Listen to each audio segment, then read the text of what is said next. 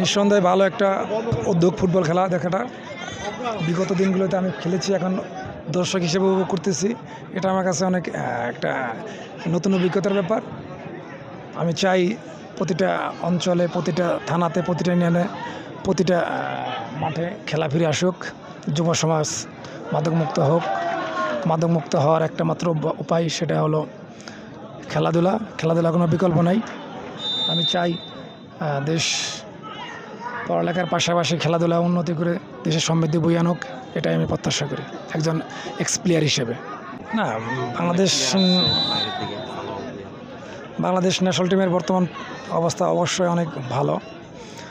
বিগত দিনগুলোর তুলনায় এখন আমাদের ফুটবলের একটা ধারাবাহিকতা ফিরে এসেছে। ফুটবল ফিরে আসুক, জাতীয় পর্যায়ে রেজাল্ট আসুক, আমাদের ফুটবল সে আগের জায়গায় ফিরে যাক, এটাই প্রত্যাশা করি। ওকে।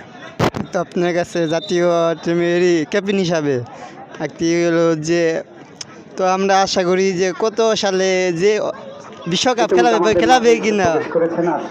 বিশ্বকাপ খেলাটা তো অনেক প্রচুর দূর বিষয় ব্যাপার। এটা আসলেও একটা কন্টিনিউ করতে হবে। এটা একদিনে আর হবে না। এটা করতে হলে আপনাকে সময় দিতে হবে, নার্সিং করতে হবে। এটা একটা ছোটো একটা প্রতিষ্ঠান কিংবা ছোটো একটা ব্যাপার না। ওয়ার্ল্ড কাপ খেলা মানে, ফুটবলে ওয়ার্ল্ড কাপ তো পৃথিবীর নাম্বার 1 স্পোর্টস, এটা নিঃসন্দেহে এটা স্বীকার করতে হবে। এর কোনো বিকল্প নেই। নিশ্চয়ই ফিরে আসবে, খেলবে বাংলাদেশ ওয়ার্ল্ড কাপ। একটু সময় দিতে হবে, এই প্রত্যাশা করি।